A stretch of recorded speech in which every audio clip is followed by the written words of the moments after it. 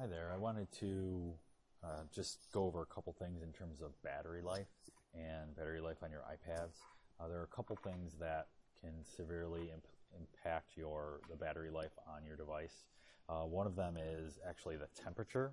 One thing that you want to really be careful of, especially in hot temperature, is not to get. They say that you're not supposed to get the iPad above 95 degrees for an extended period of time. And if it does, then that can actually severely limit the ability for the battery to charge. So you can do permanent damage to the battery if it gets too hot.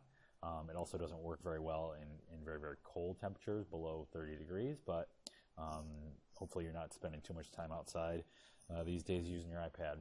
A couple other things in terms of usage. You can always go over to the settings to see what the general usage is, and if you go to general and then to usage, you can see what your battery usage is here, and it'll bring up what is being used when it's in the background.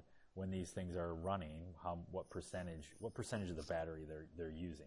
It doesn't necessarily mean that that's what it's using, but just shows sort of what you've used the battery, what the battery has used during that time. One of the things that is also key is that sometimes when you have apps running, they're running in the background. So if they're running in the background, they can be draining your battery. So what you do is close those. If you double click the home button, press the home button twice, it will bring up a page that looks like this.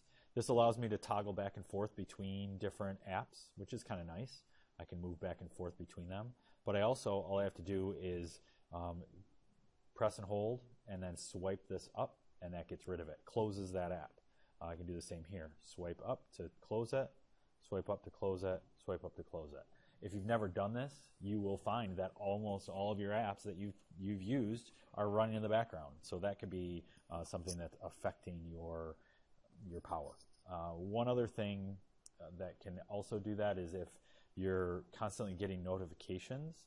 So I'm going to do two things to show you this. One, if I swipe down from the top and I bring down my notifications, sometimes it's like this and sometimes it is like this, I can see that I've got some tips and some stuff from the App Store that are pushing out notifications to me.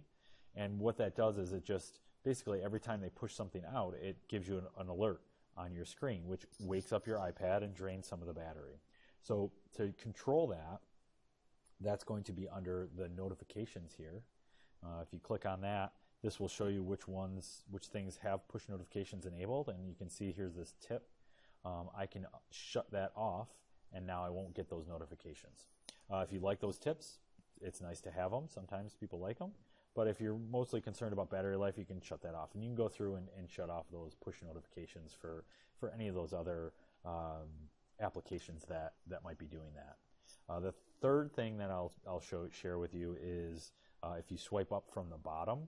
So I'm just taking my finger and I'm swiping up from the bottom, and I bring up this sort of dashboard. I can control the brightness of my screen. So if you need it to be bright, for whatever reason you're outside and you need it bright, or if you're sitting in bed and it's dark, you're just reading, you can always dim it, and that will save battery life as well. You can also have it, I believe you can have it, it will automatically sort of adjust brightness to some degree. So that's really more just for a comfort issue, but if you really need to conserve battery life, you can always dim that.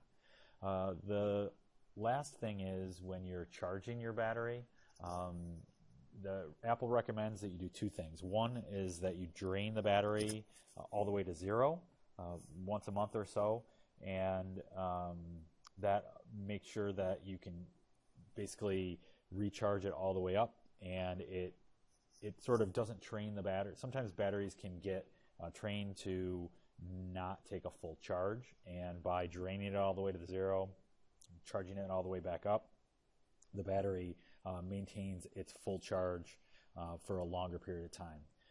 And then the final thing is if you go to settings, when you're ready to charge the battery, if you've plugged it in and you're just going to leave it, you can get it to charge quite a bit faster if you turn on airplane mode. Why, I don't know, but they just say that that's the fastest way to charge things for Apple devices. So it shuts off the Wi-Fi and any cellular. If you have an iPhone, it shuts off your cellular service as well, but it charges it quite a bit faster. So just as a side note and a tip if you haven't ever heard that. So you can always do that in order to get more life out of your battery and to make your battery last a little bit longer. So I hope that was helpful. If you have any questions, please let me know.